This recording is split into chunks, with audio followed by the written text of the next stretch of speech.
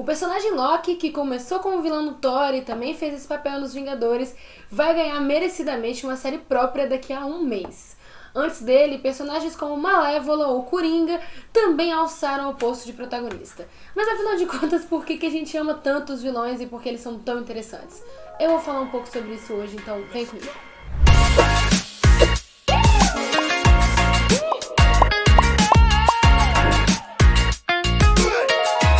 Fala povo, meu nome é Joane Pelan, eu sou sua contadora de histórias oficial e hoje eu vou falar desses seres tão magníficos e tão temidos e amados e odiados que são os vilões e o nosso fascínio por eles. Os vilões vêm ganhando cada vez mais notoriedades dentro das produções, sejam elas cinematográficas, literárias ou séries. Às vezes pelo seu poder, pela sua maldade, pela sua inteligência ou pelo seu carisma, os vilões são simplesmente adorados de forma que é quase impossível fazer uma história de fantasia, suspense e super-heróis sem ter um bom vilão que chame atenção. Dentro dessa categoria existem muitos tipos diferentes de vilão, mas eu vou dividir em dois grupos para facilitar e também para chegar no ponto que eu quero chegar com essa análise. A gente tem vilões como, por exemplo, o Voldemort, o Darth Vader e o Thanos, que eles são vilões clássicos. A gente não torce exatamente por eles, mas a gente quer ver até onde vai a capacidade dos poderes deles e também o nível de crueldade. Mesmo que eles tenham um arco de redenção no final, como é o caso do Darth Vader. E também tem gente que defende o Thanos, o que, honestamente, assim, eu acho um pouco burro, né? Porque se você pegar ali, né, os dados oficiais da ONU, em 1950 a gente tinha mais ou menos 2,6 bilhões de pessoas na Terra. Aí em 2011 a gente já tinha 7 bilhões e agora a gente já tá com 7,8 bilhões.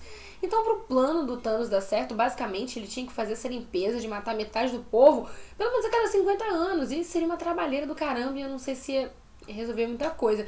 Mas enfim, embora eu ame esses vilões, eles não são exatamente o foco desse vídeo. Meu foco é outro, mas antes eu quero ler rapidinho aqui a definição do que é um vilão, pra vocês entenderem o que eu tô querendo dizer. A palavra vilão refere-se ao habitante de uma vila, referindo-se a alguém ligado a uma vila, uma quina, uma plantação agrícola no Império Romano, significando, portanto, um camponês.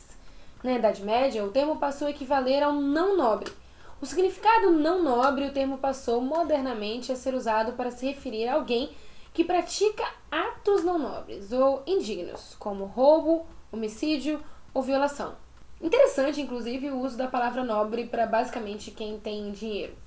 Sigamos. Nas histórias fictícias, o vilão é alguém que se opõe ao herói, o que faz até um pouco de sentido, visto que a maioria dos heróis é nobre, no pior sentido da palavra. Pensando em algumas histórias clássicas, o Hércules, por exemplo, ele é um semideus. O Thor, ele é literalmente um deus. Muitos heróis, eles descendem de reis. O Harry, inclusive, em Harry Potter, do nada, descendia do Gryffindor, criador de uma das casas de Hogwarts, a Grifinória. E tem o Jon Snow, que era pra ser só um bastardo, mas a galera deu um jeito ali, fez uma maracutaia, uma tramóia, pra ele ser o herdeiro legítimo ao trono, simplesmente pra isso não significar nada e o cara ir embora. Em resumo, os heróis são predestinados, iluminados, herdeiros. Eu falo até um pouco disso no primeiro vídeo dessa série, A Jornada do Herói Favelado, e eu vou deixar o link aqui na descrição. Mas o fato é que a maioria de nós não é agraciado com essa herança, esses poderes, essa fortuna. Falando no meu queridinho Loki, que vai ganhar merecidamente uma série própria no Disney Plus, que vai se chamar Loki, e estreia no dia 11 de junho, ele também tem uma história bastante interessante. Se você parar pra pensar na criação do Loki e do Thor, como posso dizer? Vamos transpor para os dias de hoje. O Thor, ele é como se fosse o filho sonhado, planejado, desejado, que os pais colocam ali todas as suas esperanças e expectativas. O Loki é como se fosse o filho bastardo que ninguém quer admitir que teve, mas teve e tem que assumir. E tem mesmo. E é claro que o Loki, que é inteligentíssimo, percebe isso muito cedo e não fica nada feliz. Dentro da mitologia da Marvel, e não da mitologia, enfim, mas da mitologia da Marvel, ele é filho da rainha Ferbaut com o rei Laufey. Aí o que rola? O Laufey, ele era o líder dos gigantes. E o Loki, ele nasce pequeno, o que não deixa os gigantes nada felizes. Eles acabam rejeitando o Loki. Então, preste atenção nessa metáfora. Um filho que nasceu pequeno. E se isso não tá bom pra vocês, que tal o fato dele ficar retornando ao passado pra convencer Odin, um deus superpoderoso que inclusive derrotou seu pai, a adotar ele? O Loki fez esse tipo de doideira. Freud ia estar rolando com essa história, ele ia estar assim, meu Deus do céu, é muito caso de família aqui. Isso tudo pra dizer que o Loki tem uma história com muitas reviravoltas e percalços. Isso somado à sua inteligência, suas altas habilidades de feitiçaria e, é claro, seu sarcasmo tão charmoso, torna ele aí um dos vilões mais populares da Marvel. No universo cinematográfico da Marvel, no terceiro e melhor filme de Thor, Thor Ragnarok, ele acaba vindo pro lado do Thor, mas acaba morrendo em Guerra Infinita. Eu não diria morrendo, porque hoje em dia é muito difícil alguém morrer realmente na Marvel, mas vocês entenderam o que eu quero dizer. Mas porém, antes disso, muita gente já simpatizava com ele, mesmo que não lia as revistinhas e não sabia das suas reviravoltas. Sobre isso, o ator que interpreta o Loki, o Tom Hiddleston, disse o seguinte: o arco do Loki em Thor é muito pungente e cheio de patos. Ele começa o filme como irmão do Thor e Thor é o herdeiro ao trono. Acho que ele genuinamente ama seu irmão, mas possivelmente tem muito ciúme ou ressentimento não falado sobre como seu irmão teve mais atenção da sua mãe e do seu pai. A progressão de Loki para o antagonista é cheia de vulnerabilidade por dentro. Então, mesmo no fim de Thor, quando Loki é um vilão, o público pode ver que isso é um poço pungente de coração partido, solidão e confusão. Mas depois ele ainda seguiu um grande caminho, e eu vou dizer que ele não foi o único, inclusive dentro do próprio MCU, que ficou ali, ó, entre bem e mal, bem e mal. Outro bom exemplo é a Wanda ou Feiticeira Escarlate, que junto com seu irmão, Mercúrio, acabaram titubeando ali pro lado dos Vingadores, mesmo que eles tenham tido quase que a vida inteira o Homem de Ferro e as indústrias Stark como seus piores inimigos. Mas visto que serviam de cobaia, passaram pro outro lado. Nas revistinhas isso é ainda mais interessante, porque no início de tudo, tem outras versões, mas no início eles eram filhos do Magneto, que tornava a coisa muito mais complicada. Outra história que gosta de fazer isso bastante, tanto no anime quanto no mangá, é Dragon Ball, de quem eu sou absolutamente fã. E eu gosto como em Dragon Ball os vilões vão se transformando em heróis ou indo pro outro lado de forma muito natural e gradual, às vezes demorando sagas. O Piccolo, a Android 18 e o Vegeta são alguns exemplos que eu mais gosto. Inclusive o Vegeta pra mim é um dos melhores personagens, porque eles conseguem fazer ele deixar de ser um vilão no macro, mas manter ele no micro sua personalidade sarcástica, seca e sempre arranjar algum motivo pra ir contra o Goku. Mas falando em vilões que percebem que tem mais em comum com os heróis do que julga sua vã filosofia, vamos a ele, um dos heróis mais interessantes da Marvel, que é o Eric Killmonger. O Killmonger, inclusive, foi brilhantemente adaptado no Pantera Negra e ele é um dos vilões mais sanguinários e violentos da Marvel. Muito violento. Inclusive, ele teve um passado bem violento também. Ele é uma criança rejeitada de Wakanda, mas ele também é como várias crianças que crescem sem perspectiva e sem exemplos favoráveis. E ele se contrapõe diretamente ao Pantera Negra, que é herdeiro. Eu acho a metáfora de Wakanda incrível, porque é como se fosse um pedacinho da África que não sofreu a colonização e, consequentemente, toda a devastação causada pelos europeus no continente africano.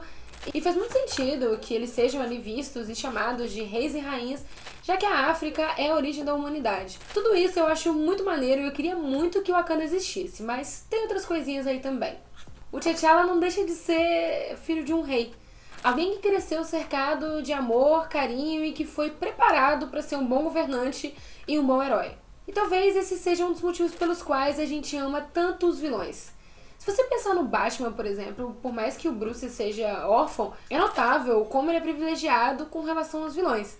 Se você pensar no Pinguim, no Bane, na Mulher Gato, são pessoas que foram quebradas. Crianças que foram rejeitadas, mulheres que foram abusadas, pessoas que vivem à margem da sociedade. Quando você vai lendo o quadrinho ou assistindo o filme e percebendo toda essa carga sendo jogada pra cima deles, é quase irremediável, você não tá torcendo e de repente você tá em cima do carro com uma tocha na mão com uma maquiagem de palhaço.